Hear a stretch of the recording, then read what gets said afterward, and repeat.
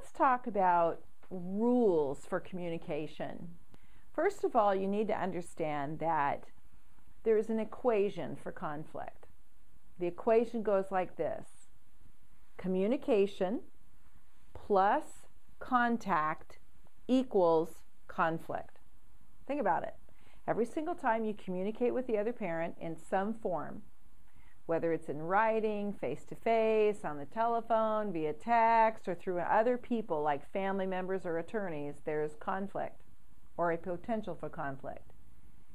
Research has shown, and I have said this for years, every single time you hear the other parent's voice or every single time you see their face, there's a 72-hour or 3-day spin. It's in your thinking process, it's in your breathing process, it's in your skin tone, it's in every part of your body, molecular structure, all the way down to the core. So we need to figure out a way to eliminate the face-to-face communication and the contact so that we can get all that spinning, which is what I call it, stopped. But it seems like that in court, every single time parents aren't co-parenting or cooperatively co-parenting, the courts send them to a class together. And what I said earlier is that in order to get you calmed down, we need to control the contact and the communication so we can have the absence of conflict, which means co-parenting. When you're running an anxiety state, lights on, no one's home, you're focused on what the other parent's going to do to you, going to say to you, has said, reacting to that other person. It's called negative anticipation. You're starting to ramp up about 3 days before the next exchange. And it takes 3 days to calm down from the next one, and then 3 days to calm down from the next one, and you're ramping up with the one before that, you never calm down. You're stressed. So we need to have rules that control the contact and the communication. So here's number one. Rule number one: no face-to-face contact for the next 2 years. What if you could significantly reduce the contact that you have with the other parent face-to-face by 50% in the next 2 weeks? And then what if you could get down to where you're picking and dropping the children up at a daycare or before school or after school or at the curbside or another person's doing it? So when you eliminate the face-to-face communication, the exchanges, we start to calm down. Okay, rule number two. And that is all communication should be in writing only. You say, oh, let's see. So that eliminates telephone conversations and it eliminates face-to-face, correct? Right? I don't recommend that you have your new girlfriend or your new husband write emails back and forth to the other parent either. When you eliminate the face-to-face auditory, I hear their voice, we calm down. Number two, if it's in writing, you can predict whether they're going to follow the rules or they're not. You have an agreement. You can have the agreement help you with exchanges. Now, let me go sideways a little bit and tell you that there's two things that happen when people don't follow the court orders, okay? The first one is they don't follow the court orders because the court order is too sloppy. It's too loose. It's not clearly defined.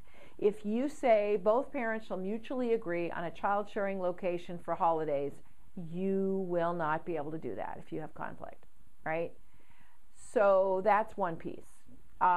If it doesn't say what time the exchange occurs, you have to talk to them. If it doesn't say where the exchange will occur, you have to talk to them. Now that's the first reason why parents don't follow, because it's too loose. They have to talk and they will never agree, right? Number two, one parent says, I'm not following that rule. I don't like it.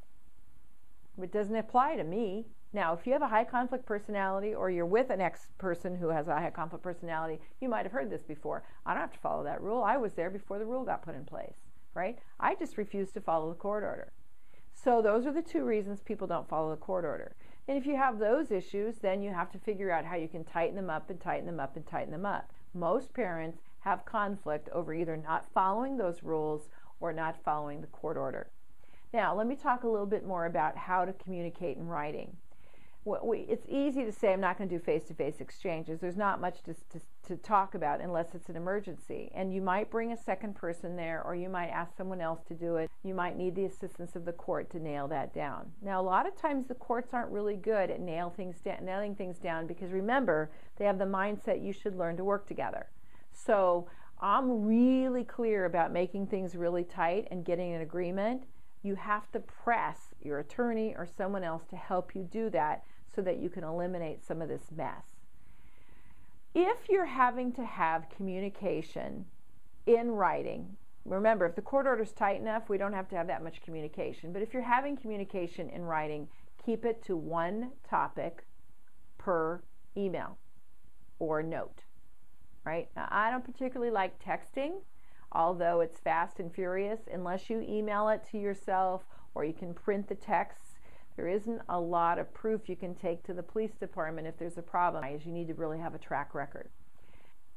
If you keep one topic per email or per note, it's real easy if an issue comes up at court to just pull all those emails. If you have 6 or 7 topics per email, people get lost in what is it we're trying to follow, especially when you know you're reading these emails backwards. So one topic per email. Keep the topic to 3 or 4 sentences, 5 or 6 at the very most, and they're only facts, F-A-C-T, not several topics, not and while I'm at it, you knucklehead, you're so stupid, you never figured this out. It's facts only. Bring the child's medicine. I left the medicine in the refrigerator at the daycare center. The child should have medicine at noon, and at 6 it's 1 teaspoon per.